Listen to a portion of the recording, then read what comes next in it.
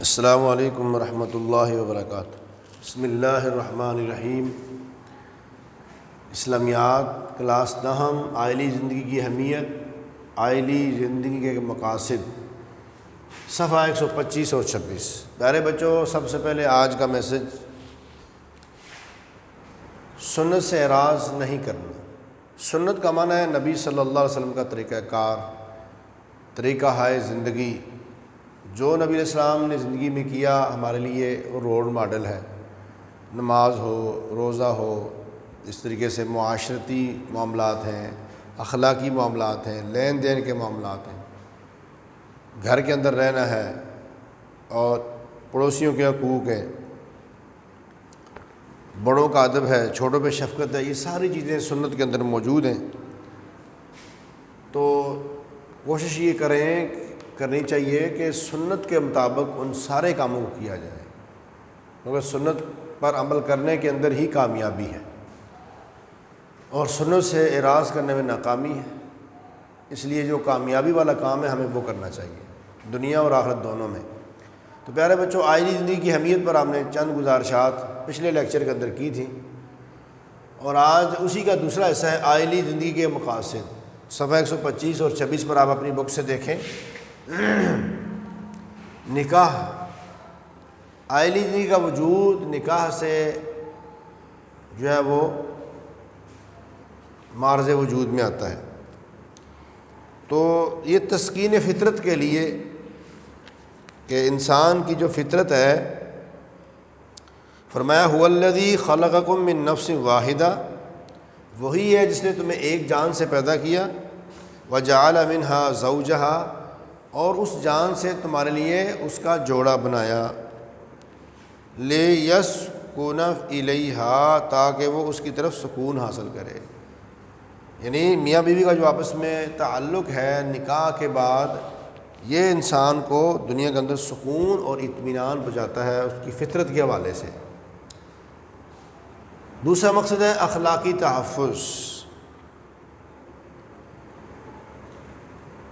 تو اس نتیجے میں انسان کے جو تعلقات وجود میں آتے ہیں نکاح کی صورت میں، وہ پاکیزہ تعلقات وجود میں آتے ہیں۔ قرآن مجید نے اس کو احسان کہا ہے۔ احسان کا معنی ہوتا ہے کلا، کہ کلا جو ہے اس کے اندر انسان بڑا محفوظ رہتا ہے۔ تو نکاح کر کے انسان برائیوں سے اور دوسرے قسم کے خرافات سے محفوظ ہو جاتا ہے۔ اور تیسری بات ہے رنج اور راحت کا ساتھ۔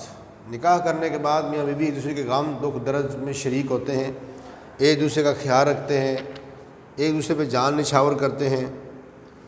اور جب گھر کے اندر، گھر کے آنگن میں پھولوں جیسے بچے آ جائیں تو پھر والدین کے آپس میں تعلقات اور مضبوط ہو جاتے ہیں۔ وہ محبت، احترام ان کے اندر اور بڑھ جاتا ہے، وہ گھر جو ایک جنت نظیر بن جاتا ہے۔ تو عائلی زندگی کے مقاصد میں سے ایک مقصد یہ بھی ہے کہ انسانی زندگی کی بقا، انسانی نسل کی بقا، تاکہ انسانوں کی نسل باقی رہے، یہ نکاح کی وجہ سے۔ دوسرا یہ ہے کہ نسل بڑھتی رہے۔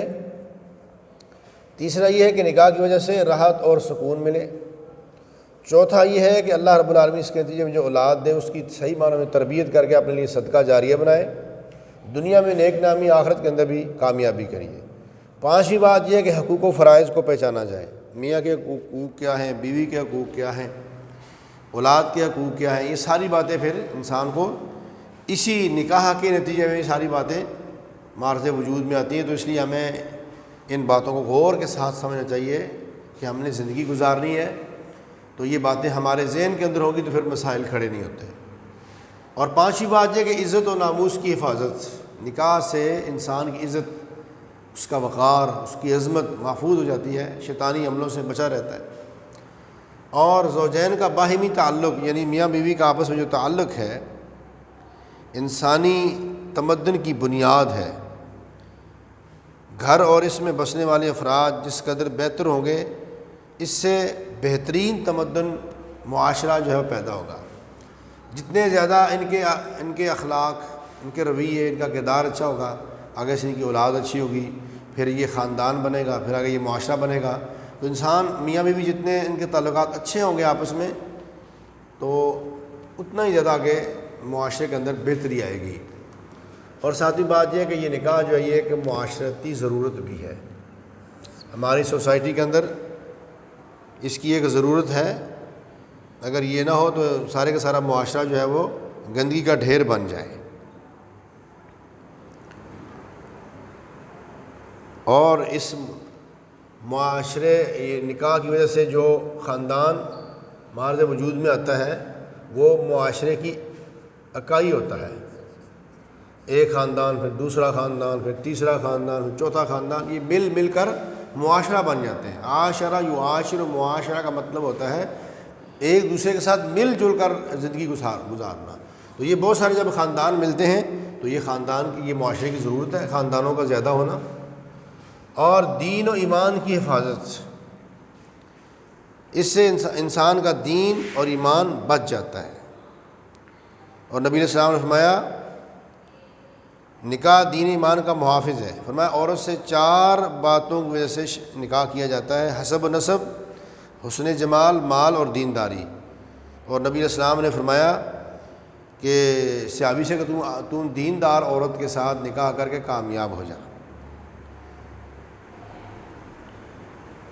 اور دوسرے مقام میں فرمایا کہ دنیا کی سب سے بہترین چیز جو ہے، بہترین سامان جو ہے وہ نیک عورت ہے۔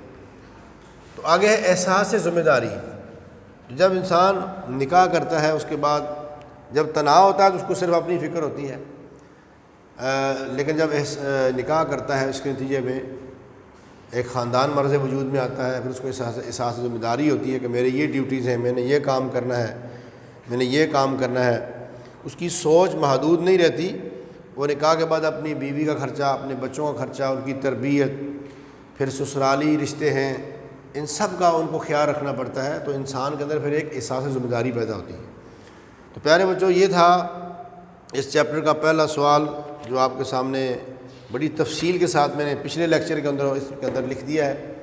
تو آپ سب نے اس کو پوائنٹس کی صورت میں لکھنا ہے، سوال نمبر 1 کو اور یاد کرنا ہے۔